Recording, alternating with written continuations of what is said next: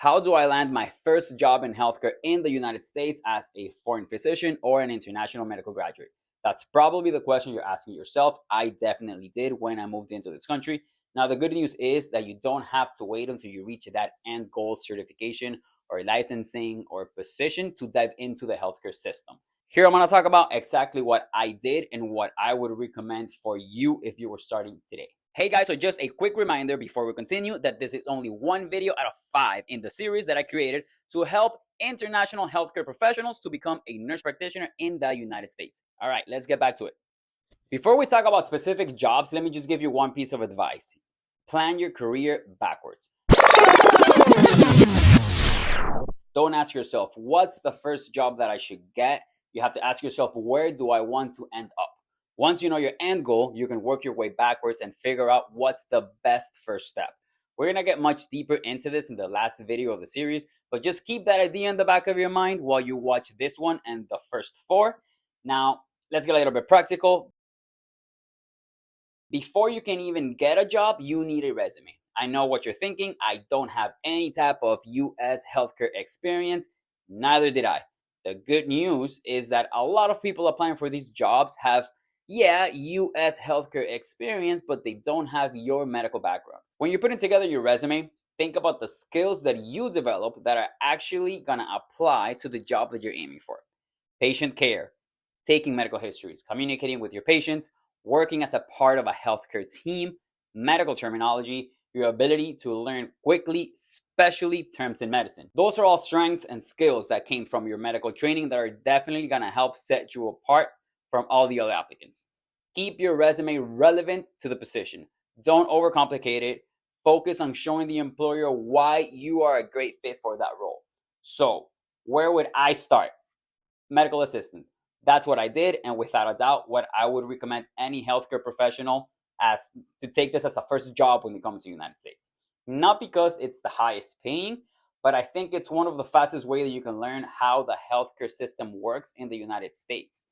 It's actually what I did. I completed a medical assistant course through a foundation called Solidaridad Sin Fronteras. It's in Miami, Florida. I paid at the time around $350. This was back in 2015. It included 3 licenses, medical training, EKG, and phlebotomy. I'm not affiliated with them in any way, but it's a program I use, and it was a great way to get started. They also offer other healthcare training programs, so I'm going to leave a link in the description below if you want to check them out.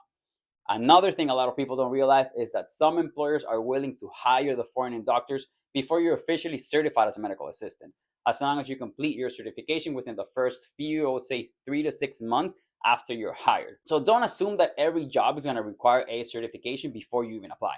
Once you get hired, your goal is going to change. Your job is not just to be a medical assistant.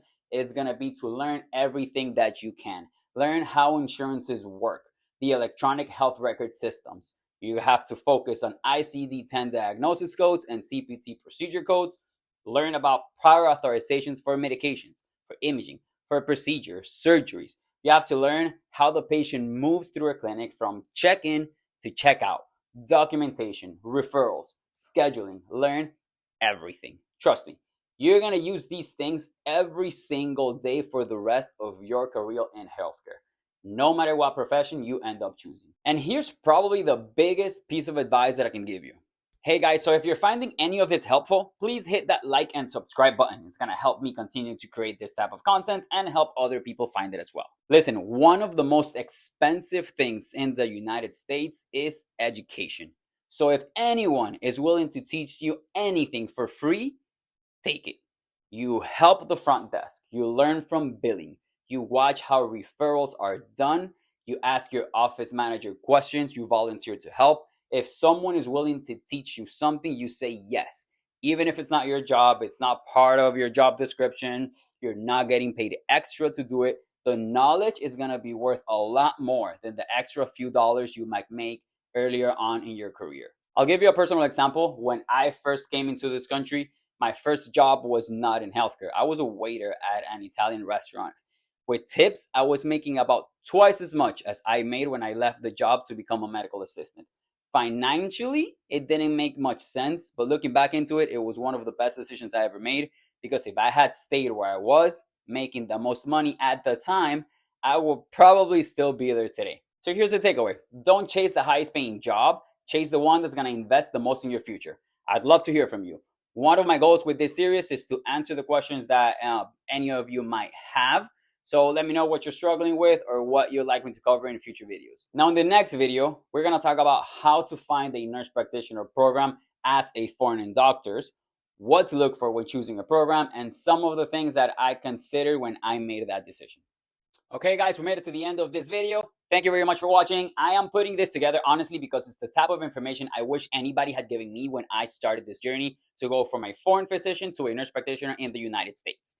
If you're considering this path, be sure to check out the rest of the videos. And if you found this at all helpful, remember to like and subscribe. It's going to help me to continue creating this type of content for all of you.